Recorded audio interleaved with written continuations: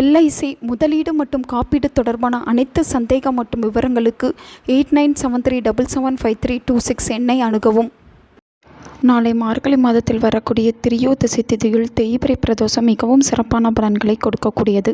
பிரதோஷத்துடன் சிவபெருமான் ஆழகால விஷத்தை உண்டு 3 உலகங்களையும் காப்பாற்றியதாக புராணங்கள் குறிப்பிடுகிறது. இந்த பிரதோஷ கால வேளையில் நாம் சிவன் கோவிலுக்கு சென்று சிவபெருமானை தரிசனம் செய்வது என்பது பெரும் புண்ணியத்தை சேர்க்கும். சிவபெருமானுக்கு விரதம் இருந்து சிவ மந்திரங்களை இன்றைய நாள் உச்சரிப்பவர்களுக்கு செய்த பாவங்கள் எல்லாம் கரையக்கூடிய யோகம் உண்டாகும். பிரதோஷ காலத்தில் என்ன செய்யலாம் என்பதை பற்றி தான் இந்த வீடியோவில் நாம் பார்க்க போகிறோம். பிரதோஷ காலம் என்பது மாலை 4:30 மணி முதல் 6 மணி வரையிலான காலகட்டத்தை குறிக்கிறது. இன்று அதாவது நாளைய தினம் அதிகாலை எழுந்து நீராடி சுத்தமான உடை தரித்து உணவு ஏதும் உண்ணாமல் விரதம் இருக்க வேண்டும். இப்படி விரதம் இருப்பவர்களுக்கு சிவனுடைய அருள் கிடைக்கும்.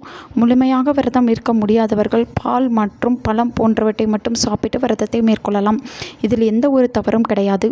உண்மையான பக்தியுடன் சிவபெருமானை நோக்கி பிரதோஷ காலத்தில் விரதம் இருந்து வழிபடுபவர்களுக்கு அனைத்து செல்வங்களும் கிடைக்கும். தீராத துன்பங்களும் தொலையும்.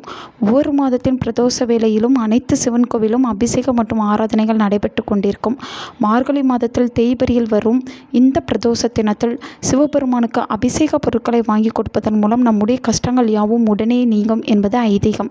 வாழ்க்கையை நீங்கள் எவ்வளவு கஷ்டப்பட்டு கொண்டிருந்தாலும் இந்த வேளையில் சிவபெருமானை தரிசனம் செய்வதும் அவருக்கு செய்யப்படும் அபிஷேக பொருட்களில் உங்களால் முடிந்த பொருட்களை நீங்கள் வாங்கி கொடுப்பதன் மூலம் நல்ல பலன்களை காணலாம். பிரதோஷ பூஜையில் நந்தி பகவானுக்கு பச்சரிசி வெல்லம் கலந்த நிவேதனத்தை படைத்து நெய்விளக்கு ஏற்றுவது மிகவும் நல்லது. அருகம்புல் வில்வ இலை மாலை நந்தி பகவானுக்கு உகந்ததாகும்.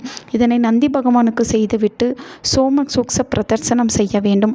அதாவது மற்ற நாட்களை விட பிரதோஷ வேளையில் நந்தியை வணங்கிவிட்டு அபிஷேகம் செய்யும் நீர் வெளியில் வரும் கோமுக தீர்த்தம் வரை செல்ல வேண்டும்.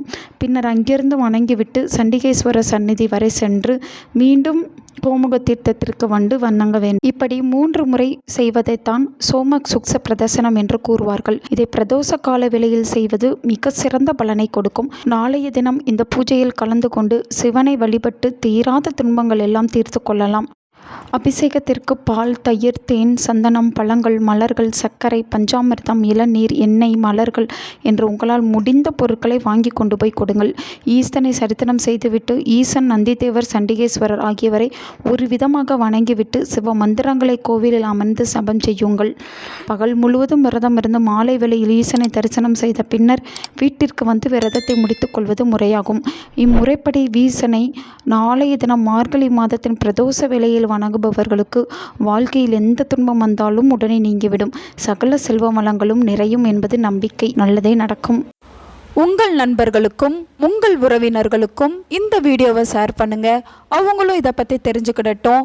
ஆன்மீகம் டிவி தமிழ் சேனலை சப்ஸ்கிரைப் பண்ணுங்க.